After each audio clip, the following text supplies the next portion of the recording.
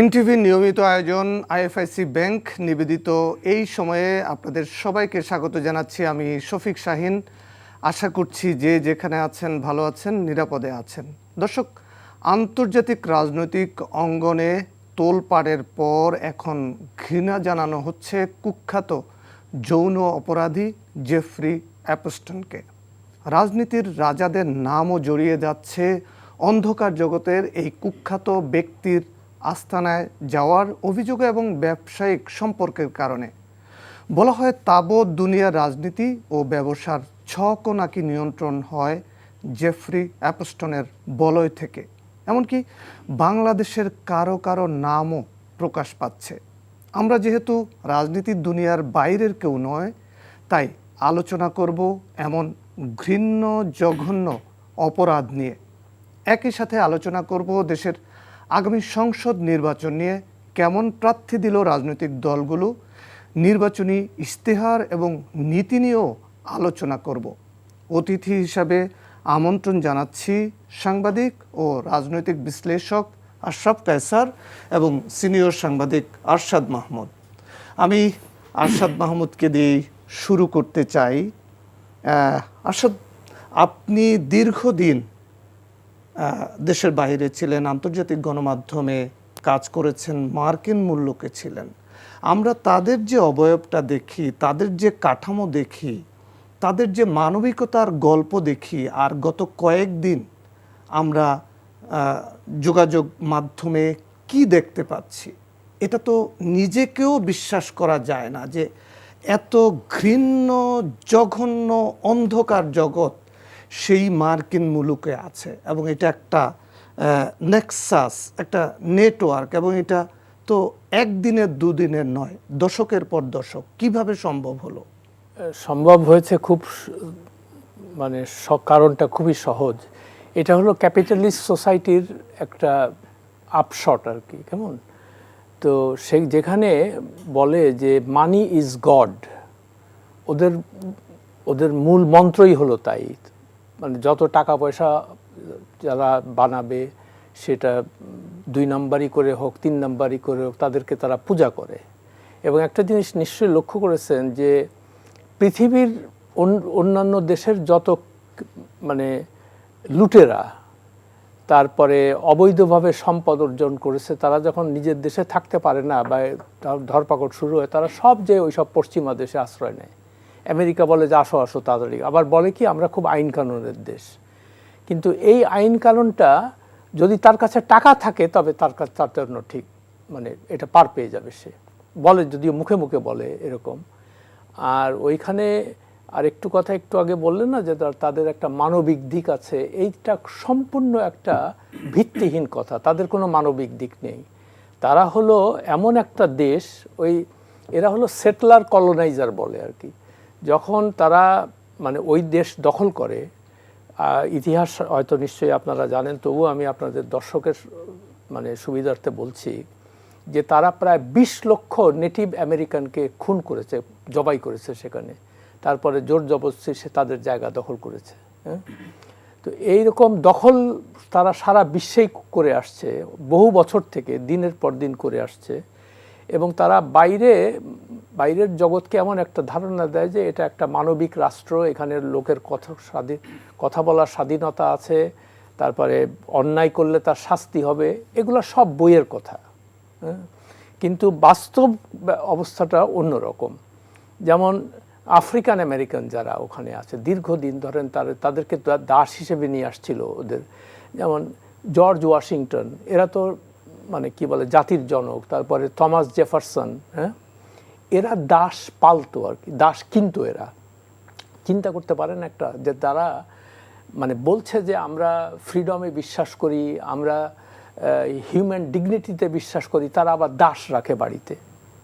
হ্যাঁ, তো তাদের এই যে কন্ট্রাডিকশনগুলো তার সোসাইটির, এই জিনিসগুলো আমরা অনেকে জানি না দেখে ওদেরকে পূজা করতে থাকি।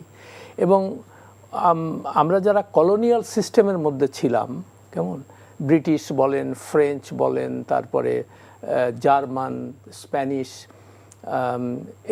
আমেরিকানকে যদিও আমরা বলি না আমেরিকানরা কলোনাইজ করেছে কোথাও, কিন্তু বর্তমান বিশ্বে আমি একটা লেখাও লিখেছি কয়েকদিন আগে, how the American led west has colonise recolonise the rest আর কি।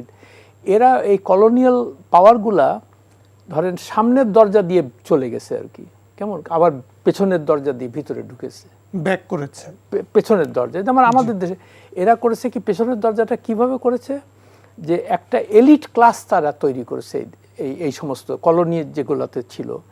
যেমন এর মধ্যে মেন হলো ব্যুরোক্রেসি, আমলাতন্ত্র যারা, তারা দেখবেন যে স্যুট টাই পরে, ইংরেজিতে কথা বলে। তো ওরা দেখলো যে আমরা তো এদেরই চাই, এদের মাধ্যমে শোষণ টোষণ যা আছে আমরা সব করব।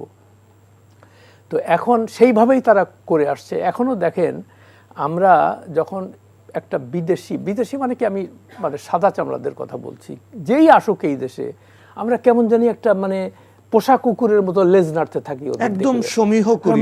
মানে কি যে সে যেই হোক না কেন।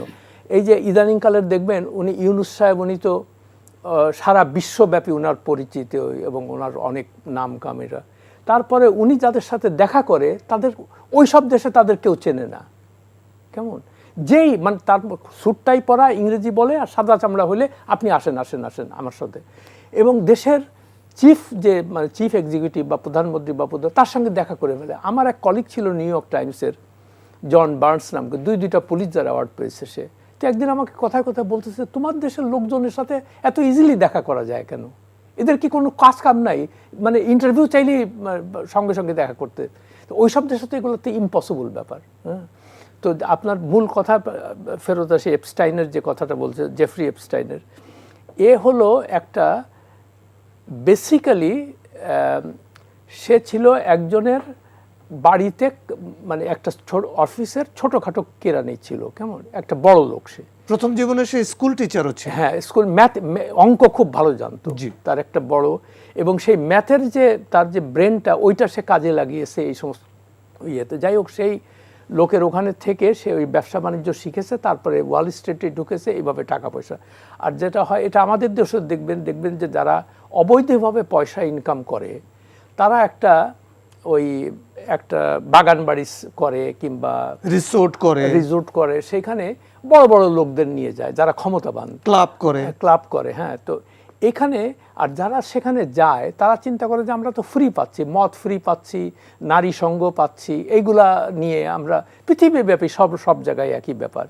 তো এদেরকে নিয়ন্ত্রণ করার জন্য যে ধরনের সোসাইটির দরকার, সেটা আনফর্চুনেটলি আমরাও পাই নাই, দুনিয়ার কোথাও নাই, আমেরিকাতে তো নাই। যদিও আমেরিকানদের কথা শুনবেন যে ওটা আইন কানুনের দেশ। আইন কানুনের দেশ কাদের জন্য? কাদের জন্য?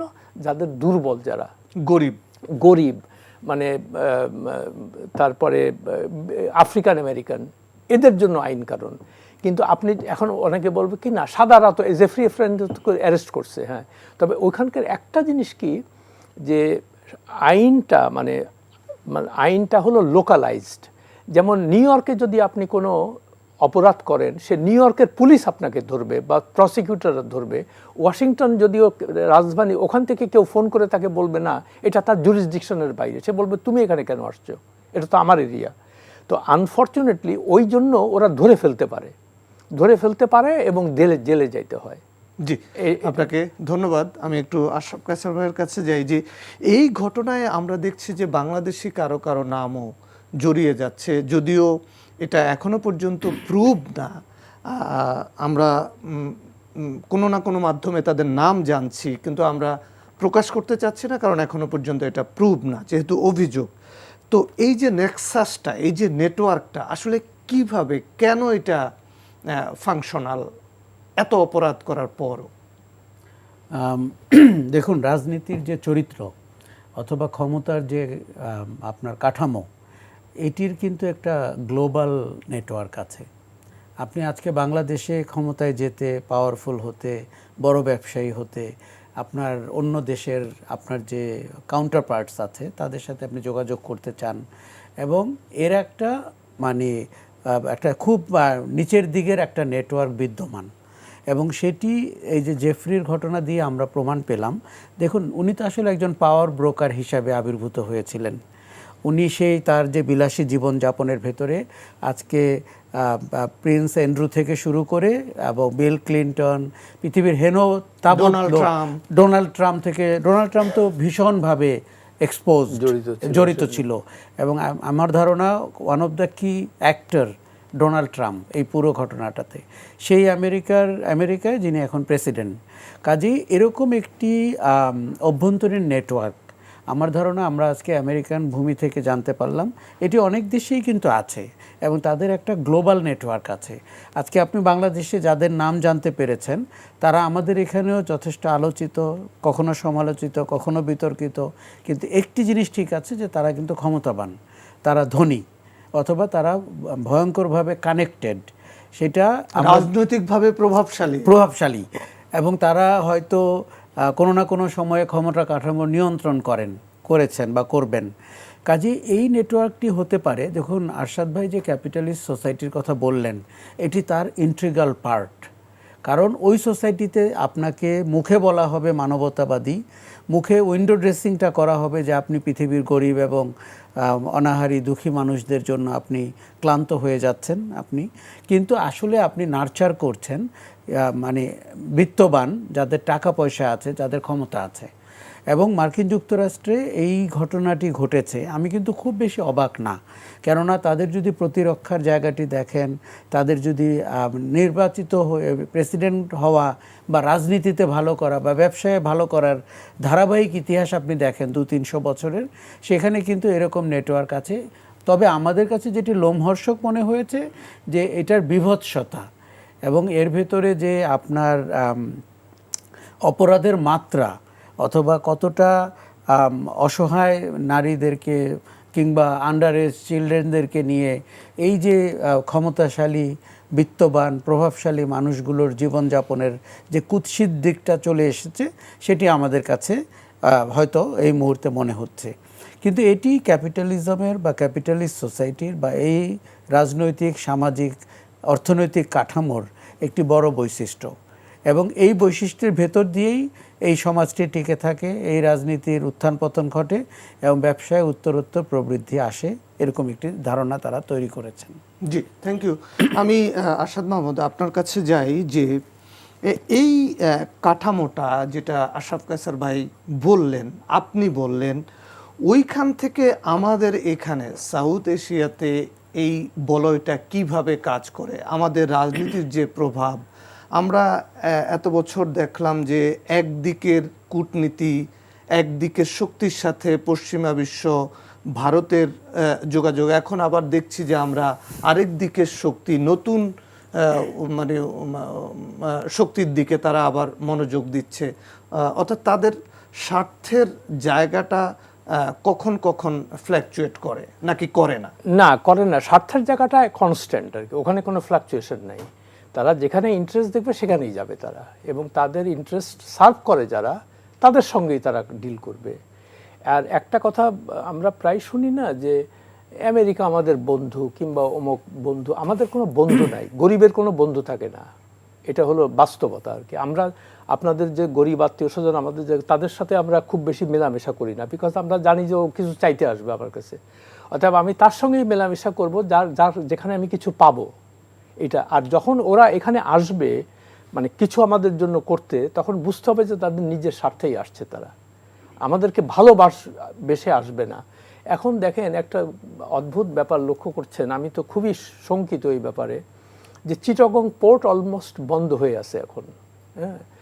আর ইলেকশনের ঠিক আগে আগে এই জিনিসগুলো হচ্ছে। এই সরকারের যে কতগুলো মানে সন্দেহের ব্যাপার, যে যেমন যে চিটাগং পোর্টকে বিদেশিদের হাতে দিয়ে দিতে হবে, পতেঙ্গা টার্মিনালকে দিয়ে দিতে হবে, পানগাঁওকে দিয়ে দিতে হবে, এগুলো কিন্তু তাদের যখন তারা দায়িত্ব নিয়েছে, এগুলো কিন্তু তাদের কোনো প্রায়োরিটির মধ্যেই ছিল না, এবং আমরা কেউ জানতামও না যে এটা নিয়ে কোনো আলোচনা হচ্ছে, কিংবা হঠাৎ শুনলাম যে এইগুলা করছে তারা। তো এই জিনিসগুলো তো একটা জাতীয় ইস্যু, এর মধ্যে নানান রকমের মানে এটার মধ্যে প্রোজ আছে, কনস আছে, কোনটা সুবিধা কোনটা অসুবিধা। তো এই জাতীয় ইস্যুগুলো তো জাতীয়ভাবে আলোচনা হওয়া দরকার, তাই না? তো জাতীয়ভাবে আলোচনা করে তারপরে যারা স্টেক হোল্ডার আছে সবাই একসঙ্গে হবে এবং জনগণ জানবে যে কি হচ্ছে না হচ্ছে। কিন্তু সব কিছু করছে গোপনে, হঠাৎ করে আপনি শুনবেন যে ওকে দিয়ে দিচ্ছে, এটা দিয়ে দিচ্ছে, হ্যাঁ। তো এই যে জিনিসগুলো করছে, স্বাভাবিকভাবে মনে হচ্ছে যে নিশ্চয়ই কারো না কারো পারপাস সার্ভ করছে তারা। তা না হলে এই সরকারের তো এটা ম্যান্ডেটই ছিল না, এটা করার কথাই না। তাদের ম্যান্ডেট ছিল কতগুলো বেসিক সংস্কার করা, নির্বাচন ব্যবস্থার সংস্কার করা, যেখানে ঋণ খেলাপি বা কালো টাকার মালিকরা নির্বাচনে প্রতিদ্বন্দ্বিতা করতে পারবে না, তারপরে তাদের সম্পত্তির হিসাব দিতে হবে, এগুলোর মধ্যে তারা গেল না। তারপরে আইনের মানে আইন বিচার বিভাগের সংস্কার, দুর্নীতির যাতে না হয় সেগুলোর মধ্যে না যেয়ে তারা এইগুলা করলো। আর আজকেই আমি এক জায়গায় পড়ছিলাম যে আমাদের সংবিধানের 145 ক, যতদূর আমার মনে পড়ছে আর কি, এই অনুচ্ছেদে বলা আছে যে বিদেশের সঙ্গে যখন কোনো চুক্তি সম্পাদন হবে, যে কোনো সরকার ক্ষমতায়, এইটা ইমিডিয়েটলি রাষ্ট্রপতিকে জানাতে হবে এবং রাষ্ট্রপতি তখন সংসদের মাধ্যমে এটা জনগণকে জানাবে। তো দেখেন এই যে এতগুলো চুক্তি হলো, আমার তো মনে হয় না যে রাষ্ট্রপতির কাছে তারা এগুলো সাবমিট করেছে। যে তারা কি বলছে যে এটা নন ডিসক্লোজার এগ্রিমেন্ট, এটা কাউকে বলা যাবে না। আরে ভাই, আমার দেশের জিনিস তুমি আমাকে না জেনে কি করছো না করছো আমার জানার অধিকার নাই? এটা আমি তো ট্যাক্স দিই এখানে, তাই না? তো এই যে জিনিসগুলো হচ্ছে, এখন আপনার যে মূল প্রশ্ন যে এখানে তারা যে বিভিন্ন বলয় খুঁজতেছে, তো এইটা মূল কথা যেটা তাদের স্বার্থ সবসময় কনস্ট্যান্ট। তারা স্বার্থের কারণে যখন যেদিকে ঢোকা দরকার সেই দিকে ঢোকে বা সেইখানে যায় তারা, ব্যাস এইটাই। জি, থ্যাংক ইউ। আশরাফ ভাই স্যার, আমরা দেখলাম যে মানে আন্তর্জাতিক গণমাধ্যম, বিশেষ করে মার্কিন যুক্তরাষ্ট্র ভিত্তিক যে গণমাধ্যম, তাদের সংবাদ মাধ্যমে আসছে যে মার্কিন যুক্তরাষ্ট্র নতুন করে তারা জামাতের সাথে একটা সম্পর্ক বিল্ড আপ করতে চায়। আবার জামাতের আমির কিছুদিন আগে বললেন যে ভারতের কূটনীতিকরা তার সাথে সাক্ষাৎ করেছে, কিন্তু তাদের এন্ডে বলা হয়েছে যেন এটা যেন প্রকাশ না পায়। তাহলে মেরুকরণটা আসলে কি হচ্ছে, যদি সংক্ষেপে বলেন। দেখুন, ওই প্রসঙ্গে যাওয়ার আগে আমি আগের বিষয়ে আপনাকে একটা কথা বলি। আমাদের কিছু জাতিগত হীনমন্যতা আছে। জাতিগত হীনমন্যতা হচ্ছে যে আমরা কালো, আমরা শ্যামলা, আমরা খাটো, আর যারা সাদা বর্ণের মানুষ তারা আমাদের চেয়ে শিক্ষা দীক্ষায় কম হলেও তাকে আপনি বিনা শর্তে মেনে নেন, সে আমার চেয়ে সুপিরিয়র। আমাদের রাষ্ট্রপতি, প্রধানমন্ত্রী, চিফ এক্সিকিউটিভরা তাদের সাথে দেখা করেন, আমাদের দেশের যিনি $1 বিলিয়ন এক্সপোর্ট করেন তার সাথেও দেখা করেন না, এবং যিনি অর্থনীতির চালিকা শক্তি তাকে তারা গোনায়ও ধরেন না। তার মানে আমরা দেখেন, এই যে এত আন্দোলনের পরেও আমরা যে সরকারগুলো পাই, সেই সরকারগুলো আমাদের জনগণের কিংবা দেশের সরকার না, তারা অন্য কোনো দেশের অন্য কোনো স্বার্থের হয়ে আমাদের সরকার হয়ে থাকেন। বর্তমান অন্তর্বর্তী সরকারটি তার একটি প্রকৃষ্ট উদাহরণ। কেননা আপনি দেখেন, এই সরকারটি অভ্যুত্থানের ফসল। আর 10টি সরকারের মতো তাকে আমরা স্বার্থপর হতে, লোভী হতে, দুর্নীতিপরায়ণ হতে কিংবা জনবিরোধী সিদ্ধান্ত নিতে দেখতে চাইনি। 16 মাস ধরে তারা যে কাজটি করেছেন, এটি বাংলাদেশের অভ্যুত্থানের চেতনার সাথে, আশা আকাঙ্ক্ষার সাথে ভয়ঙ্কর বেইমানি করে তারা অযোগ্যতা, অদক্ষতা এবং লোভ নিয়ে ক্ষমতায় বসে আছেন। চিটাগং পোর্ট কেন, আপনি যে 5টি চুক্তির কথা বলছেন, আমি ধরে নিলাম সবগুলোই শেখ হাসিনার আমলে প্রস্তাবনাগুলো তৈরি হয়েছিল। এই সরকার ইজিলি বলতে পারতো নতুন সংসদ হবে, নতুন সরকার হবে, নির্বাচিত সরকার, পার্লামেন্টে বিতর্ক হবে, এটি বাংলাদেশের স্বার্থের পক্ষে যায় কি যায় না সেই নির্বাচিত রাজনৈতিক নেতারা ঠিক করবেন। তারা ইলেকশন মাত্র 9 দিন পরে কিংবা 8 দিন, ইলেকশনটি কন্ডাক্ট করার মতো সক্ষমতা তাদের এখনো হয় নাই, এবং তারা ইলেকশনে নিরপেক্ষ না। আপনি কি চিন্তা করে দেখুন, এটি ভয়ঙ্কর ঘটনা। একটি সরকার ক্ষমতায় যারা ইলেকশনে নিরপেক্ষ অবস্থায় নাই। আপনি চমৎকার মানে বিষয় উত্থাপন করেছেন। নির্বাচন নিয়ে অন্তর্বর্তী সরকার নিরপেক্ষ নয়, এই অভিযোগ কেন করছেন? দেখুন, আমি বলি, সরকারের যদি একটা এজেন্ডা থাকে যে কোনো একটি দলকে দাঁড় করাতে হবে, কোনো একটি পক্ষকে নির্বাচনে সুবিধা দিতে হবে, তাহলে কি সরকার নিরপেক্ষ থাকলো? আমরা হাসিনার বিরুদ্ধে যে অভিযোগগুলো করেছিলাম সেটি একরকম। আমরা তো আশা করেছিলাম যে আপনি একটি লেভেল প্লেইং ফিল্ড তৈরি করবেন, যাতে করে সবাই তাদের মতো করে বিস্তার ঘটাতে পারে। নির্বাচনের যে আমি সরকারকে দেখতে পাচ্ছি, সরকারের ভেতরের একটি অংশ পলিটিক্স করছে বাংলাদেশের পরিস্থিতিকে নিয়ে। কখনো কখনো তাদের মেয়াদটি দীর্ঘস্থায়ী করার একটি চেষ্টা করছে। সেটি না পারলে বিদেশি কোম্পানির সাথে কন্ট্রাক্ট করে তাদের আখের গোছানোর চেষ্টা করছে। দেখুন, আজকে যদি কেউ দাঁড়িয়ে বলে এই কন্ট্রাক্টগুলোর পেছনে তাদের ব্যক্তি স্বার্থ এবং গোষ্ঠী স্বার্থ জড়িত, অর্থনৈতিক লেনদেন জড়িত, আপনি কিভাবে সেটি খণ্ডন করবেন, এই পথ তারা খোলা রাখেনি। কারণ আপনি একটি রাষ্ট্রের পক্ষে হয়ে চুক্তি করছেন, আপনি সেই কথাটি পাবলিক ডিবেটে আনবেন না কেন? সেখানে রাগঢাক করার কোনো কারণ নেই। দেখুন, আমরা পরিষ্কার বুঝি কোন অংশগুলো রাগঢাক করতে হয়। প্রাইসিং একটা সেন্সিটিভ ইস্যু হতে পারে, কিন্তু ফান্ডামেন্টাল ক্লজেস একটি রাষ্ট্রের স্বার্থের সাথে যায় কি যায় না। আমি না জাতীয় নিরাপত্তার ইস্যুও বাদ দিলাম, আপনি কমার্শিয়াল ইস্যুতে কথা বলেন, যেটি শেখ হাসিনা এবং তার সরকার করছিল, ভারতকে এমন সব সুবিধা দিচ্ছিল এবং ট্রানজিটের নামে, যেটি ওয়ার্ল্ড ব্যাংকের ফর্মুলা অনুযায়ী যাওয়া হওয়ার তার 1/10 তারা ওইটি আরোপ করতে লজ্জা পাচ্ছিল, তাই তো? আচ্ছা, এখন যেটি হয়েছে যে দেখুন, এই সরকারটি একটি অন্তর্বর্তী সরকার, তার যেই জায়গাতে ম্যান্ডেট ছিল, আমরা যদি দেখুন পরিষ্কার বলি, নির্বাচন করে রাজনৈতিক দলের হাতে বা নির্বাচিত মানুষের হাতে ক্ষমতা দেওয়া তার একমাত্র ম্যান্ডেট ছিল। তারপরে আমরা বলেছি, যেহেতু দেয়ালে কিছু সংস্কারের কথা আছে, হাসিনা সব প্রতিষ্ঠান নষ্ট করে দিয়ে গেছে, রাজনৈতিক দলকে, রাজনীতি সংস্কৃতি নষ্ট করেছে, ভোটের কালচার নষ্ট করে দিয়ে গেছে, এই সংস্কারগুলো গুরুত্বপূর্ণ, জাতীয়, জরুরি সংস্কারগুলো করে যেন তারা বিদায় নেন। তাদের কিন্তু ওই জায়গাতে কোনো মনোযোগ আপনি দেখেননি, কেননা তাদের মনোযোগ আমরা দেখেছি ভিন্ন জায়গায়, যেটি তাদের আওতার মধ্যে না, ম্যান্ডেটের মধ্যেই না। সেটি করার যোগ্যতা এবং দক্ষতা এবং ম্যান্ডেট কোনোটাই তাদের ছিল না। আজকে বাংলাদেশের পরিস্থিতি কেউ যদি বলে থাকে যে 5ই অগাস্টের চেয়েও খারাপ হয়ে যাচ্ছে, তাকে আপনি খুব বেশি দোষারোপ করতে পারবেন না। কেন বলি, আপনি রাজনীতির কোন্দল, রাজনীতির পরিভাষা এবং একে অন্যের বিরুদ্ধে যে বিষোদ্গার, তার চেহারার দিকে একবার তাকান। আজকে স্বাধীনতার ঘোষক একজন ভিন্ন লোক হয়ে গেছেন, জিয়াউর রহমানের জায়গায়। কথার কথা, আজকে মুক্তিযুদ্ধের ইতিহাস বিকৃতি করে একটি দল বলছে যে তারাও স্বাধীনতা যুদ্ধের সময় অবদান রেখেছিল, যাদের আমরা চাই তারা ক্ষমা চাক। আজকে শোনেন, দখলদারিত্ব, চাঁদাবাজি, অতীতে দুর্নীতি করা একটি দলকে আপনি বারবার প্রশ্নের মুখে রাখতেই পারেন, কিন্তু সেটিরও একটি মাত্রা রয়েছে।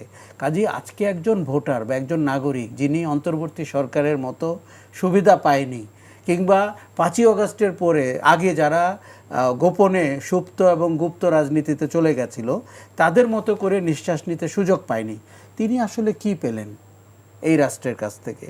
আবার একটি নির্বাচন হচ্ছে যেখানে আমরা ঋণ খেলাপিদেরকে বাদ দিতে পারলাম না, দ্বৈত নাগরিকত্বকে বাদ দিতে পারলাম না, কালো টাকার মালিককে বাদ দিতে পারলাম না, গুণগত মানে তো আমি কোনো একটি স্টেপ আগাতে পারলাম না। এইখানে সরকারের যে দায়িত্ব ছিল, তারা সেই দায়িত্বটি পালন করেনি, এবং আমি এখন আপনাকে বলছি তারা ইচ্ছাকৃতভাবে দায়িত্বটি পালন করেনি। ওই যে আরশাদ ভাই যে ক্লাসের কথা বললেন, তারা সেই এলিট ক্লাস। এই এলিট ক্লাস কিন্তু কার পারপাস সার্ভ করেছে? বাংলাদেশের অভ্যুত্থানের শক্তির যে সাধারণ অংশটি, তাদের পারপাস সার্ভ করেনি। এই রাষ্ট্রের পারপাস সার্ভ করেছে? করেনি। তারা আপনার চোখে দেখিয়েছে যে কিছু রাজনীতিবিদ কালো দেখতে, আমরা মোটামুটি ফর্সা টাইপের এবং আমাদের শিক্ষাগত যোগ্যতা আছে, এটা তো আমার রাষ্ট্রের জন্য খুব জরুরি ছিল না। কাজেই আমরা দেখতে পেলাম যে গুণগত মানে বাংলাদেশ রাষ্ট্রের যে এগিয়ে যাওয়ার ধারাটি, সেটি কিন্তু বাধাগ্রস্ত হলো। নির্বাচনটি যদি গুণগত মানে ভালো না হয়, দেখুন এমনিতে একটি পলাতক অংশ আছে, প্রতিবেশী দেশ আছে যারা ইনক্লুসিভনেস নিয়ে কথা বলছে। এখন আমরা যদি নির্বাচনটির মান সেই জায়গায় না নিতে পারি, তাহলে কিন্তু এই প্রশ্ন থেকেই যাবে যে এই নির্বাচনটি কি আসলে সবার অংশগ্রহণের ভিতরে হয়েছিল কিনা। মানে দুঃখের কাহিনী হচ্ছে যে সরকারটিকে আমরা সম্পূর্ণভাবে অভ্যুত্থানের যে সম্ভাবনা তৈরি হয়েছিল, সেটিকে নষ্ট করে দিয়ে ফেলতে দেখলাম। ওকে, ধন্যবাদ। জি, আমি একটু ওই আশরাফের সূত্র ধরেই বলি যে এই সরকার এখন আপনি যে পক্ষেরই হোক না কেন, মোটামুটি একটা কনসেনসাস বিল্ড আপ করেছে যে এটা একটা ব্যর্থ সরকার। মানে যে ম্যান্ডেট নিয়ে তারা এসেছিল, যেটা আমাদের যে আশা আকাঙ্ক্ষা ছিল, কোনো কিছুই তারা পূরণ করতে পারেনি। তার প্রধান কারণ আমার বিবেচনায়, যেটা আমার বিশ্লেষণে আমি যেটা দেখলাম, সেটা হলো এর জন্য সর্বপ্রথম দায়ী হলো ইউনূস সাহেব নিজে। কেন বললাম সেটার একটা ব্যাখ্যা দেই। উনি 2 মাসের মাথায়, উনি যখন ক্ষমতায় আসলেন 8 তারিখে, 10 তারিখে আমি একটা খোলা চিঠি লিখলাম ওনার, মানে আমার ইয়েতে, মানে ফেসবুক কলামে খোলা চিঠি লিখলাম যে স্যার, দেশের মানুষ আপনার দিকে তাকিয়ে আছে এবং আপনি 2টো কাজ খালি করেন। একটা হলো যে আপনি আপনাদের অ্যাসেট ডিক্লেয়ার করেন, তার কারণ এটা করতে পারলেই ভবিষ্যতে যারা ক্ষমতায় আসবে তাদেরকে আমরা চাপে রাখতে পারবো যে এরকম করেছে, অতএব আর অ্যাসেট যদি পাবলিকলি ডিক্লেয়ার করেন তখন দুর্নীতির মাত্রাও অনেক কমে যাবে, তখন সবাই জানবে যে আমাকে তো এই হিসাব দিতে হবে। আপনি এইটা একটা কাজ করেন। আর 2 নম্বর করেন যে যত বড়ই ক্ষমতাবান হোক বা শক্তিশালী হোক, কেউ যেন আইনকে প্রভাবিত করতে না পারে। এই দুটো কাজ আপনি খালি প্রথমেই করেন, আর কোনো কিছু পরেরটা পরে এমনি হয়ে যাবে। উনি 13 তারিখে জাতির উদ্দেশ্যে ভাষণ দিলেন প্রথমবার, 13ই আগস্ট, এবং সেখানে উনি অনেক কথার মধ্যে বললেন যে আমি সহ আমার সমস্ত উপদেষ্টা এবং সরকারের যারা কর্মকর্তা আছে সবাই তাদের অ্যাসেট ডিক্লেয়ার করবে। এটা আমরা মানে এই ঘোষণা এবং এই অঙ্গীকার আমরা করছি জাতির কাছে। আজকে শেষ বেলায়, আজকে 8 দিন আছে মাত্র, এই আজ পর্যন্ত তা করে নেই। আচ্ছা, কেন করে নেই? এখন এইটা কিছুদিন আগে এই উপদেষ্টা ফাউজুল কবির খান প্রথম আলোকে একটা সাক্ষাৎকার দিয়েছেন। তো সেখানে উনি সরকারের নানান কথা বলেছেন, সেখানে একটা কথা, তখন সে সাংবাদিক জিজ্ঞেস করেছে আপনাদের তো প্রধান উপদেষ্টা সহ আপনাদের তো অ্যাসেট ডিক্লেয়ার করার কথা ছিল, তো আপনারা এটা কেন করলেন না? তো উনি তার উত্তরে বলছেন যে এটা করলে বিতর্ক সৃষ্টি হতো। কেমন এটা বললেন? তো সাংবাদিকদের মানও এত নিচে নেমে গেছে, তো ফলো আপ প্রশ্নটা করবে তো কি বিতর্ক হতো? কেন বিতর্ক হবে? তার কারণ কেন বিতর্ক হবে? এই জন্য যে ইউনূস সাহেব তো সৎ মানুষ হিসেবে পরিচিত, এখানে যারা উপদেষ্টাদের অধিকাংশই সৎ হিসেবে পরিচিত, তারা শিক্ষক ছিলেন, কেউ আমলা ছিলেন, এরা তো সবাই মোটামুটি সমাজে প্রতিষ্ঠিত, তো এদের বিতর্ক হবে কেন? আর এই যে প্রায় শোনেন না যে ইউনূস সাহেবের পক্ষে বলে যে ওনার বাড়ি নাই, গাড়ি নাই, গ্রামীণ ব্যাংকের 1 টাকা ওনার মালিকানা নাই। তাই যদি না থাকে তো ওনার তো ট্যাক্স রিটার্ন 0 হওয়ার কথা, যার সম্পদই নাই। তো তার সম্পদ ডিক্লেয়ার করতে অসুবিধাটা কোথায়? তাহলে নিশ্চয়ই বোঝা যাচ্ছে যে কোনো একটা, তাহলে বিতর্ক কেন হবে? এই কথার জবাবটা কি? আচ্ছা, এখন আমি এটা একটু করি যে এখন আরেক যে নির্বাচন নিয়ে যে আশরাফ যে কথাটা বলছিল যে মানুষের মনে নানান সন্দেহ শঙ্কা থেকেই যাচ্ছে, এটারও বড় কারণ যে এইটা তাদের প্রায়োরিটি ছিল না। তাদের প্রায়োরিটি ছিল ওই যে নিজেরা কি করে সব দেখেন এসে সব বিদেশ থেকে সব ভাড়া করে সব বর্গীদের নিয়ে আসছে, যেমন স্যুট টাই পরে, ইংরেজিতে কথা বলে, পিএইচডি আলা, এসেই সব এক একজনে 5,000, 6,000, 7,000 স্কোয়ার ফিটের বাড়ির মধ্যে ঢুকছে সব। তারপরে তাদের ফ্ল্যাগালা গাড়ি দাও, এটা মানে এই যে ট্র্যাপিংস অফ অফিস বলে ইংরেজিতে। আচ্ছা, তো এইগুলা তাদের দরকার। আমি এক উপদেষ্টাকে কয়েকজনকে বলেছি যে আপনারা নিজের বাড়ি ছেড়ে এখানে আসলেন কেন? এটা দরকার ছিল না আপনাদের। হ্যাঁ, না, এটা এই সমস্ত মানে এই যে ক্ষমতার যে মোহ, ক্ষমতার সঙ্গে কি থাকবে? আমার সঙ্গে পুলিশ স্কট থাকবে, আমার গানম্যান থাকবে, তারপরে আমি বাড়ির গিন্নিরা বলবে যে দেখো আমার স্বামী কত বড় পাওয়ারফুল। এই যে মন্ত্রীদের 9,000 স্কোয়ার ফিটের বাড়ি বানানো কি আপনার প্রায়োরিটির মধ্যে পড়ে? তারপরে আমলাদেরকে 5,000 স্কোয়ার ফিটের বাড়ি দিতে হবে কেন? পৃথিবীর ফুটবল খেলবে না, পৃথিবীর কোথাও এটা না। আমি বলি আপনাকে, একমাত্র পাকিস্তান, ইন্ডিয়া, তারপরে ছিল এই যে কলোনিয়াল যে দেশগুলো ছিল, বিকজ ব্রিটিশরা আসতো এখানে, এসে এইসব বড় বড় বাড়িতে তাদের তো ওইখান থেকে পাঠাইতো যে ঠিক আছে গরমের দেশে যাচ্ছ, আরাম করে থাকো, এটা করো। ওইটা আমাদেরকে আমরা ইনহেরিট করেছি, ওই আমলারা তাদেরকেই বাড়ি দিতে হবে। আমেরিকার কথা বলি আপনাকে, আমেরিকার মতো দেশে একমাত্র প্রেসিডেন্ট আর ভাইস প্রেসিডেন্ট ছাড়া কারো কোনো সরকারি বাড়ি নেই। সুপ্রিম কোর্টের চিফ জাস্টিসের সরকারি বাড়ি নেই, পররাষ্ট্রমন্ত্রীর সরকারি বাড়ি নেই, কোনো মন্ত্রীর বাড়ি নেই, কোনো সেক্রেটারির বাড়ি নেই, কারো নেই। তাদের একটাই কথা যে তুমি চাকরি করতে আসছো, তোমাকে আমরা সরকারের মানে বেতন যে কাঠার মধ্যে বেতন দিব, সেই বেতনের মধ্যে তুমি যেভাবে চলার অন্যান্যদের মধ্যে তুমি। সমাজে বৈষম্য যে সৃষ্টি হয় তখন এইগুলাই হয়। এই যে আমাদের দেখেন এইখানে কেন বৈষম্যটা কেন এত করে, যারা রাস্তায়, আর একটা ওই যে আমাদের সংবিধানে বলে না যে সংবিধানের প্রথমেই আছে দেখবেন এই দেশের মালিক কারা? মালিক হলো জনগণ। আর জনগণ যদি মালিক হয়, মালিকরা থাকে বস্তিতে, আর সিভিল সার্ভেন্ট মানে চাকররা মানে আমলারা তারা থাকে 5,000 স্কোয়ার ফিটের বাড়িতে। তো আপনি তো প্রথমেই বৈষম্য সৃষ্টি করছেন। এই বৈষম্যের কারণেই তো আমরা পাকিস্তান থেকে আলাদা হয়েছিলাম না, এই কারণে যে পাকিস্তানিরা আমাদের শোষণ করতো, আমরা বৈষম্যের শিকার। তো আপনি তো বাংলাদেশে যে একটা লোক যে ভোট দিতে যাবে, তো সে চিন্তা করছে আমার তো কোনো উন্নতি হয় নাই, 54 বছরে আমি যে বস্তিতে ছিলাম সেই বস্তিতে আছি, আমি যে মানুষের বাড়িতে কাজ করতাম, আমি যে রিক্সা চালাইতাম, আমি মাটি কাটতাম, একই কাজ করছি। কারা হয়েছে? ওই তথাকথিত মেধাবী আমলাতন্ত্রে ঢোকো। আর ক্ষমতা মানেই হলো টাকা। কেমন একটা চমৎকার একটা পড়লাম সেদিন, power without accountability is equal to corruption, অর্থাৎ বাংলা করতে দাঁড়ায় যে জবাবদিহিতাহীন ক্ষমতা দুর্নীতি। তো এই জিনিসটা তো আমরা ঠেকাইতে পারলাম না। এটা করে এই সরকার যেটা করতে পারতো, যে ভাই আপনার এই প্রসঙ্গে আরেকটা কথা বলি, এই যে বলে যে ওই তারা এখন অভিযোগ করে না ফাউজুল কবির খান সাহেব, ইউনূস সাহেব, যে আমলারা আমাদেরকে কাজ করতে দিচ্ছে না। আমলারা এত ক্ষমতাবান হলো কিভাবে? বিকজ তারাও চিন্তা করছে যে এরা তো আসছে আখের গুছাইতে সব। ইউনূস সাহেব এসে নিজের মামলা একের পর এক এক্সিকিউটিভ অর্ডারে উনি প্রত্যাহার করে, উনি 666 কোটি টাকা কর মওকুফ করে নিলেন। গ্রামীণ ব্যাংকের নানান রকমের সুযোগ সুবিধা, গ্রামীণ ইউনিভার্সিটি, আদম ব্যাপারীর লাইসেন্স, সব এগুলো নিচ্ছেন। তো আমরা দেখলো যে আরে এই লোক তো আমাদের আমাদেরই লোক আর কি, তো ফলে আমাদের গোত্রের লোক, ফলে আমাদের তো আর দরকার নাই। হ্যাঁ, আমরা এখন যা বলবো এটা তাই করতে। এখন দেখেন এরা আসার পরে তাদের বেতন ডবল করে দিল। এটা কি তার ম্যান্ডেটের মধ্যে ছিল? তারা বলতো যে বাবা আমরা এগুলোর মধ্যে নাই। এখন তারা বলতেছে কি যে 82 ব্যাচের যে সমস্ত পদবঞ্চিত, পদোন্নতি বঞ্চিত যেসব আমলারা ছিল, তাদেরকে সমস্ত বাড়ির থেকে ডেকে নিয়ে আসলো, এসে বলল যে আমরা বঞ্চিত হয়েছি। কেন বঞ্চিত হয়েছে? আমাদেরকে বিএনপি জামাতের লোক মনে করছে, এই জন্য আমাদেরকে চাকরি। তখনই তো এদেরকে বলা উচিত ছিল যে ভাই এটা একটা নিরপেক্ষ ইন্টারিম গভর্নমেন্ট, তুমি যে যদি বিএনপির মার্কা তোমার গায়ে লেগে থাকে, তোমাকে তো আমরা কোনোভাবেই চাকরিতে নিব না। তার কারণ তুমি তো একটা দল, দলের পক্ষে কাজ করেছো। তুমি যেমন আওয়ামী লীগেররা করছে, তোমাদেরকে আমরা নিব না। আমরা একটা নিরপেক্ষ সরকার, আমরা নিরপেক্ষ আমলাদের দিয়ে চালাবো। সেটা তারা করতে পারলো না। এবং এই সুযোগটা এই এই এই আমলারা নিল আর কি। তাদের এই যে করাপশনগুলো, এগুলো তো করাপশন। এখন হয় কি, ইউনূস সাহেব তো নিজে ঘুষ নিচ্ছে না, কিন্তু আপনি যে নিজের ক্ষমতার অপব্যবহার করে আপনি আপনার নিজের ভাইপোকে ডেপুটি প্রেস সেক্রেটারি কেন বানালেন? তারপরে আপনি শেখ রেহানার মতো, শেখ হাসিনা যেমন তার মেয়েকে নিয়ে, বোনকে নিয়ে চলে বিদেশে যাইতো, আপনি আপনার মেয়েকে নিয়ে বিদেশে চলে যাচ্ছেন। এটার জবাবদিহিতা কোথায়? ওকে, আমরা একটু আশরাফ কায়সারের কাছে যাই।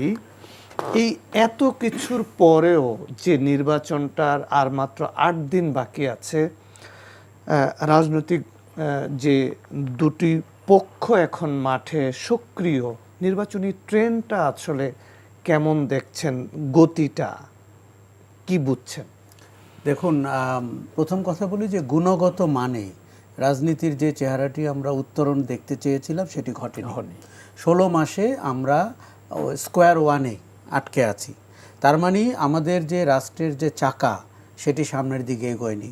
কারো কারো ব্যক্তিগত উন্নতি হতে পারে, অর্থনৈতিক উন্নতি হতে পারে। 16 মাস অনির্বাচিতভাবে ক্ষমতায় থাকা, হেয়ার রোডে বাংলো, তারা ছবিও দিয়েছেন কেউ কেউ।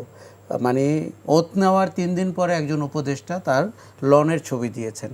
সেদিন আমি বলতে বাধ্য হয়েছিলাম যে 1400 ছেলে মেয়ে জীবন দিয়েছিল এই লনের ছবি দেখার জন্য, এগুলোর জন্য করে নাই তো। কাজেই আমরা অতীতে ভাবতাম যে রাজনীতিবিদরা কোথা থেকে নির্বাচিত হন, কোথা থেকে টাকা ইনকাম করেন আমরা জানি না। এরা সুশীল, এরা শিক্ষক, এরা অধ্যাপক, এরা আমলা। আমাদের সমস্ত ধারণা এখন কিন্তু বদলে গেছে।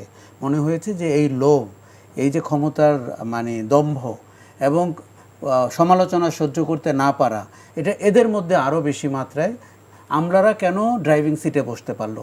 আমলারা পরিষ্কার দেখতে পেল যে এই লোকগুলো নিজস্ব ধান্দা নিয়ে কাজ করছে, অতএব আমরা তাদেরকে পরিচালনা করি। আমাদেরকে দেখুন, সামরিক বেসামরিক আমলাতন্ত্র থেকে আপনি দেশকে মুক্ত করবেন বলে গণ অভ্যুত্থান আপনাকে বলেছিল। সেই জায়গাতে আপনি আরও বেশি সামরিক বেসামরিক আমলাতন্ত্রের দিকে চলে গেলেন। এই যে ভারতীয় অর্থনৈতিক অঞ্চলকে এখন সামরিক যন্ত্রাংশ তৈরির জন্য আপনি বরাদ্দ করলেন ক্ষমতা ছাড়ার 15 দিন আগে, এটির আপনার কি জরুরি ছিল? এদেরকে এই জবাবদিহিতার আওতায়ও তারা নাই। দেখুন, রাজনৈতিক দলগুলো থাকলে তাও তাদের ভোট ফেস করতে হয়।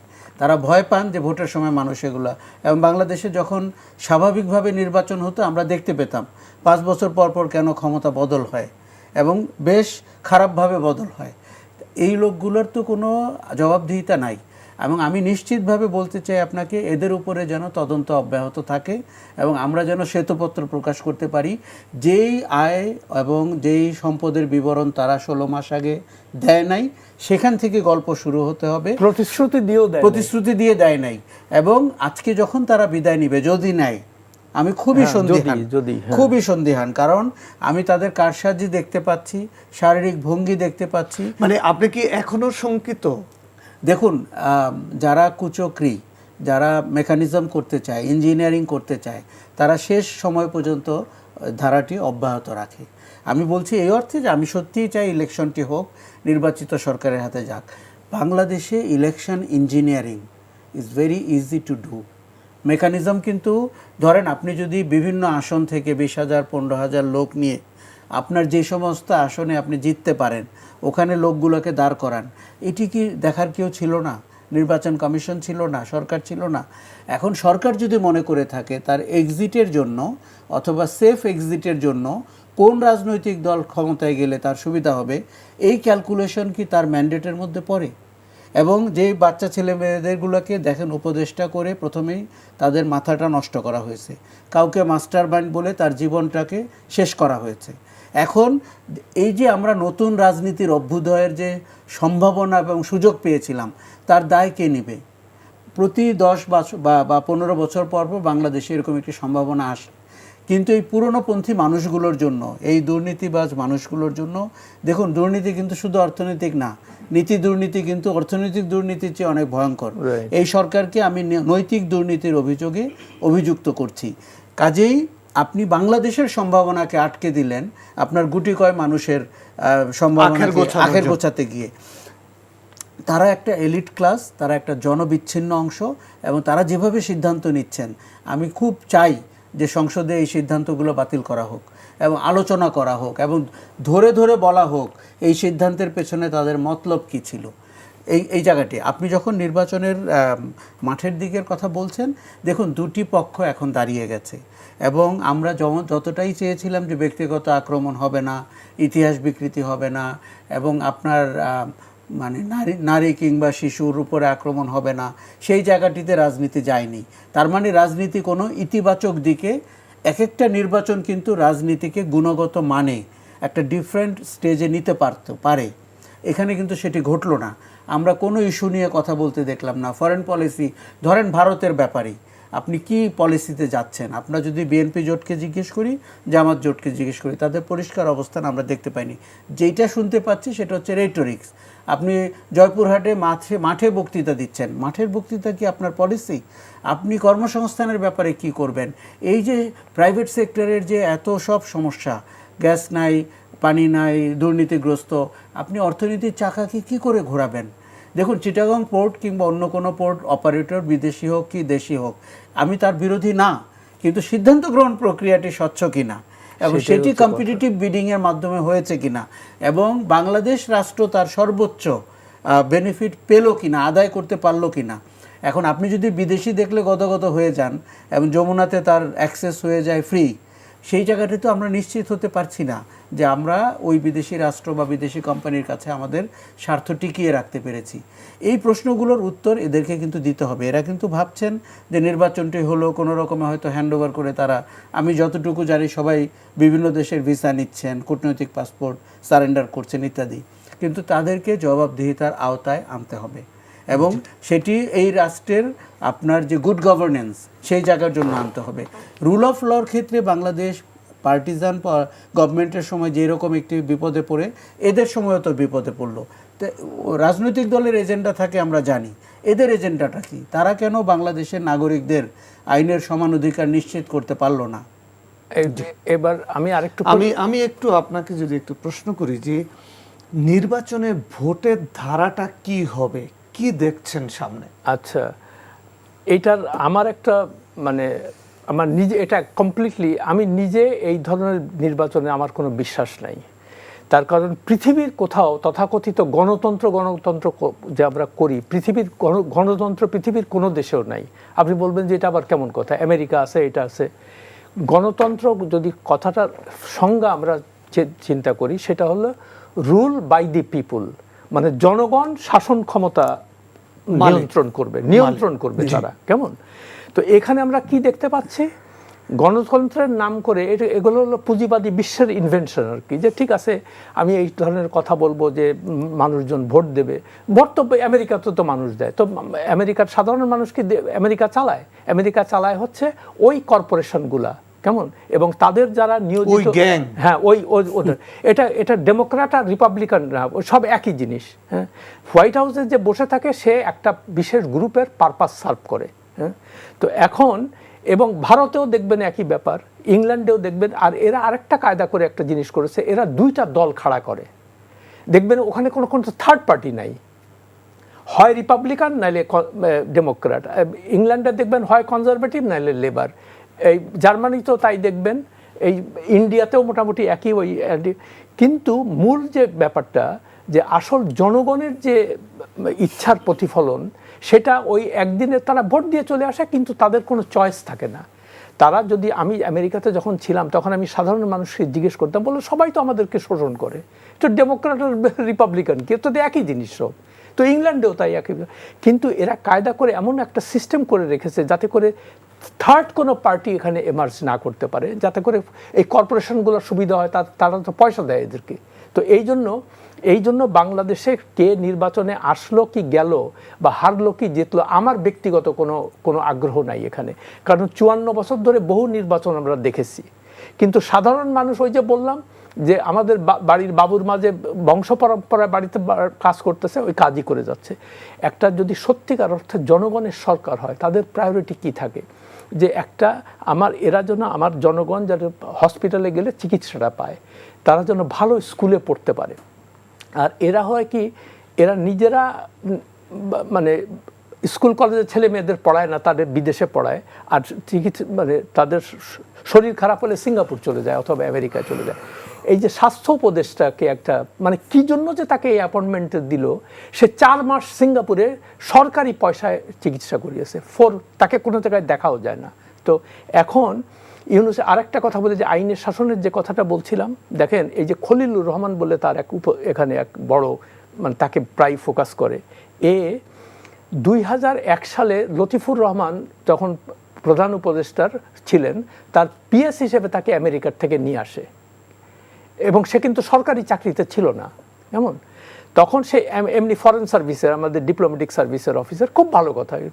তো তারপরে তাকে যখন নিয়ে আসার পরে, এখন আমার তারিখটা মনে আছে, তখন সে ওইখানে আসার পরে, পিএস হিসেবে আসার পরে এক নারী কর্মকর্তার সঙ্গে সে পরকীয়াতে জড়ায়, এই 2001 সালের এই ঘটনার সময়।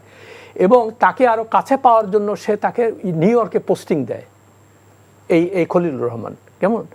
তারপরে এটা পরে তার স্বামী এই জিনিসটা জানতে পারে। আমরা এখন এই প্রসঙ্গটা কেন আনছি যে আইনের শাসনের কথা বলতেছে, ওই জন্য আছে। তো এখন আনার পরে, তখন সেই দিন ওই 2 তারিখ রাত্রেবেলায় তখন প্রধান উপদেষ্টার মেয়াদ শেষের আরও 10 দিন বাকি ছিল। সেই রাত্রে তার স্বামী, তার স্ত্রী জেদ করলো যে আমি নিউ ইয়র্ক চলে যাই। সে বললো যে আমার একটা প্রতিবন্ধী বাচ্চা আছে, তুমি এদেরকে ফেলে যেতে পারবে। সে তখন ব্যাপারটা জেনে গেছে আর কি, যে এই করতেছে সে এখানে। তখন ওই রাত্রেবেলায় রাতে 11টা সাড়ে 11টার দিকে সে তার পিস্তল ইয়ে করে তার স্ত্রীকে গুলি করে এবং নিজে আত্মহত্যা করে। এত বড় একটা, প্রথম 3-4টা পত্রিকার ফ্রন্ট পেজ নিউজ ছিল সে সময়। 3 তারিখে, অক্টোবরের 3 তারিখে 2001, এই ঘটনা সব জায়গায় আছে। এখন এই ঘটনাটা যখন ঘটলো, তখন খলিল এই দেশ থেকে পালিয়ে চলে গেল। তখনও কিন্তু মেয়াদ শেষ হয় নাই সরকারের। হ্যাঁ, তো তখন আমি জানতাম, বিকজ ওই ফরেন অফিসের লোকজনই আমাকে এটা বলছে যে এই ঘটনা ঘটেছে আর কি, এবং হি ওয়াজ ইনভলভড ইন দ্যাট। সে সত্যি ছিল কি ছিল না আমি জানি না। আমার কথা হচ্ছে, যখন এরকম একটা ঘটনা ঘটেছে, আমি লিখলাম ওইটা, তখন আমার প্রধান উপদেষ্টাকে আমি বলেছিলাম যে আপনারা একটা ইনভেস্টিগেশন করেন। তার কারণ দেশে যদি আইনের শাসন প্রতিষ্ঠা করতে হয়, তাহলে যার বিরুদ্ধেই কোনো রকম অভিযোগ থাকে না কেন, এইটা সে নির্দোষ প্রমাণিত না হওয়া পর্যন্ত আপনি তাকে এই পদে বসাইতে পারেন না। তার কারণ এখন আর পুলিশ তার বিরুদ্ধে কোনো মামলা করতে পারবে না। তো এই জন্য প্রথমেই বলেছিলাম যে আইনকে যেন কোনো প্রভাবশালী লোক প্রভাবিত করতে না পারে, কিন্তু সেই জিনিসটা আনফর্চুনেট। এবং দেখেন এই যে সে বিভিন্ন রকমের বিদেশি চুক্তির সঙ্গে যে জড়িত, একে আমরা কেউ চিন্তামো না আগে। তারপর আশিক চৌধুরীর নাম জীবনে শুনছেন কোনো দিন? তারপরে লুৎফে সিদ্দিকী, এইটা সেটা কোথার থেকে এগুলোদেরকে নিয়ে আসছে, এসে তারপরে বলতেছে ওর সুন্দর ইংরেজি বলে, স্যুটটাই পরে, এটা সেটা। তো এগুলো তো আমাদের দরকার নেই। আমাদের যে আইন শৃঙ্খলা রক্ষাকারী বাহিনীর যে কাঠামো, সেই কাঠামোতে আমাদের নির্বাচনটা উঠানো সম্ভব না। আমি তো মনে করি সম্ভব না। এই জন্য আপনি কি করতেছেন, পুলিশের যে সংস্কার দরকার ছিল, আপনি সেই দিকে আসল সংস্কার, আপনি তাদের পোশাক পাল্টায় দিলেন। তারপর আজকে শুনলাম র্যাবের নাম চেঞ্জ করে আরেকটা কি নাম দিছে। তো আপনি যদি সিফ রেখেছে। হ্যাঁ, তো আপনি যদি বেসিক সংস্কারগুলো না করে, তার কারণ পুলিশ মানে হলো অত্যাচারী, মানুষ পুলিশকে ভয় পায় এই দেশে, এটা হলো বাস্তবতা। মানে পুলিশ মানুষকে অত্যাচার করে, তাদের কাছ থেকে টাকা নেয়, এগুলা করে। তো আপনি সেই বেসিক জিনিসগুলো সংস্কার না করে আপনি তাদের পোশাকের পরিবর্তন করে, এগুলোর মানুষ তো পরিবর্তন হয় নাই, সিস্টেম তো পরিবর্তন হয় নাই। তো আপনি এদেরকে দিয়ে একটা সুষ্ঠু নির্বাচন কিভাবে করবেন? আরেকটা বড় কথা, এরা তো নিরপেক্ষ সরকার না, যদিও বলছে আমরা এরা নিরপেক্ষ না।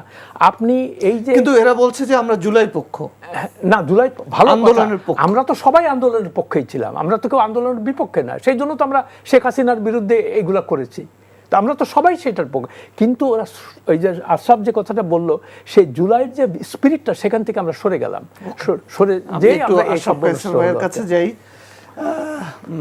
প্রধান উপদেষ্টার একজন বিশেষ সহকারী তিনি বলেছেন যে আগামী নির্বাচনে জুলাইয়ের পক্ষের শক্তির বিজয় হবে, এবং যারা জুলাইয়ের পক্ষের শক্তি তারা হা ভোটের পক্ষে, আর যারা জুলাইয়ের পক্ষের বিপক্ষ শক্তি, পতিত শক্তি, তারা হলো না ভোটের পক্ষে। কি বলবেন যদি সংক্ষেপে বলেন, আমরা একদম শেষ মুহূর্তে আছি। দেখুন, আমার ধারণা জুলাইকে তারা পণ্য হিসাবে বিক্রি করছেন। এক্স্যাক্টলি, পরিষ্কার কথা।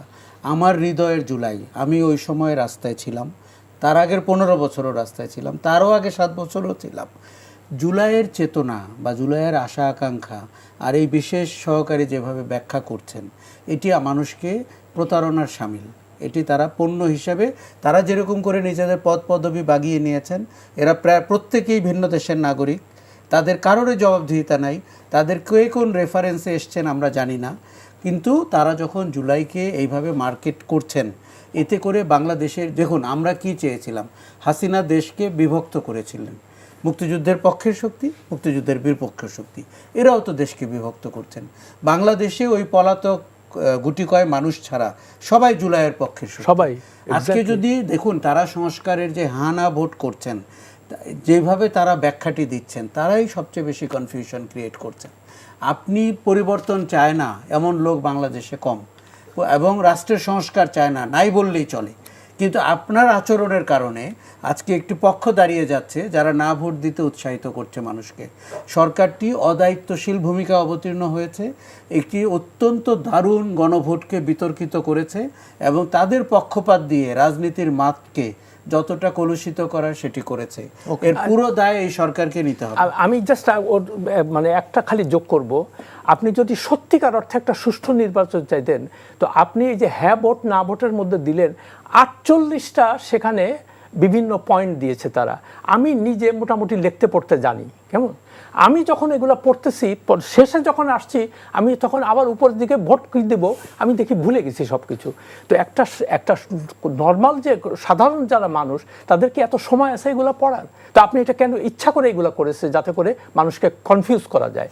হ্যাঁ, আপনাদের দুজনকেই ধন্যবাদ জানাচ্ছি। আজকে এখানেই শেষ করছি। দর্শক, আপনারা দেখছিলেন আইএফআইসি ব্যাংক নিবেদিত এই সময় অনুষ্ঠান। আজকে এখানেই শেষ করছি। আপনারা সবাই ভালো থাকুন, নিরাপদে থাকুন।